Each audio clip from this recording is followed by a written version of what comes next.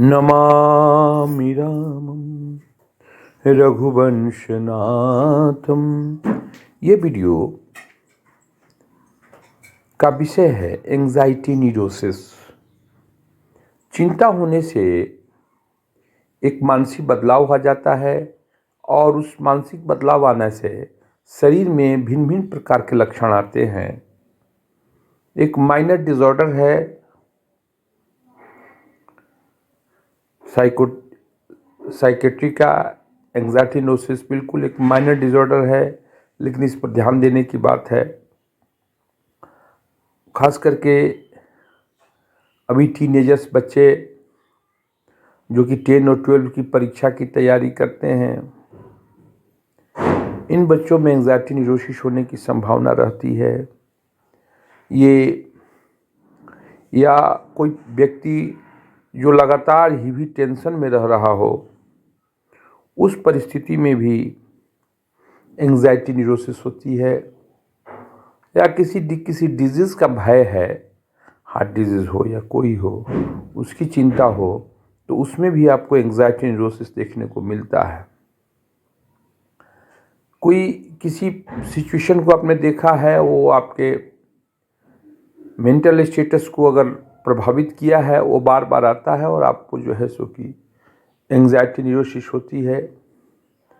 आप कैसे पहचानेंगे इनका मेन लक्षण है पाल्पिटेशन, धड़कन बढ़ जाती है। और क्या होता है, और हाथ में पसीना आने लगता है, हाथ पैर में पसीना आने लगेगा, पाल्पिटेशन होगा, पल्स रेट बढ़ जाएगा, एनोरेक्सिया होगा, भूख कम लगेगा, स्लीप डिसऑर्डर हो जाएगा, वीकनेस फील होगा, कमज़ोरी भी फील होता है। इसमें एक अच्छे फिजिशियन की सलाह लेनी चाहिए। पल्स रेट कितना बढ़ा हुआ है इसका भी अध्ययन करना चाहिए।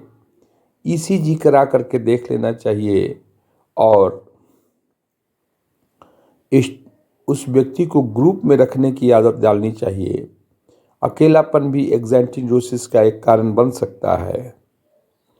इस तरह से हम ये देखते हैं कि एंजाइटी न्यूरोसिस चिंता के वजह से, चिंता ही इसकी वजह है और इससे हमको बचना चाहिए। एंजाइटी से बचना चाहिए, किसी चीज़ को बार बार नहीं सोचना चाहिए जिससे कि ये सिम्टम्स हो। बीटा ब्लॉकर्स, एलोप्रेनॉल इसमें चलते हैं, क्योंकि हार्ट रेट बढ़ जाता है।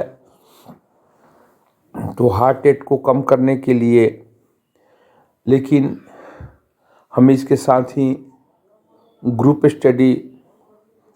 में उस व्यक्ति को रहना चाहिए और उस सिचुएशन को अवॉइड करना चाहिए जो इस रोग की चिंता में वो व्यक्ति एंजाइटी का शिकार होता है। उसमें उसको ग्रुप में रखने की ज़रूरत है, अच्छे फिजिशियन से दिखाने की ज़रूरत है और उसके सिम्टम्स को एक बार फिर से पहचान ले। एंजाइटी न्यूरोसिस के पेशेंट को स्लीप का डिसऑर्डर हो जाता है और ठीक से सो नहीं पाता है।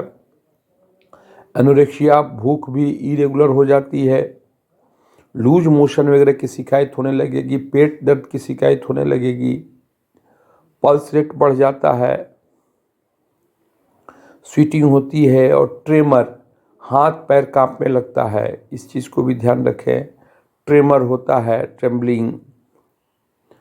इस तरह से उस रोगी को हम पहचान सकते हैं। पाल्पिटेशन वो एक शरीर की आवश्यकता है। धड़कन, हार्ट चल रहा है, हमें बुझाता नहीं, लेकिन जब बुझाने लगे तो हमको समझना चाहिए कि हमें पाल्पिटेशन हो गया है। इस पाल्पिटेशन का होना, धड़कन का बढ़ना, पल्स रेट का बढ़ना, स्वेटिंग, स्लीप पैटर्न का डिस्टर्ब होना, ये सब एंजाइटी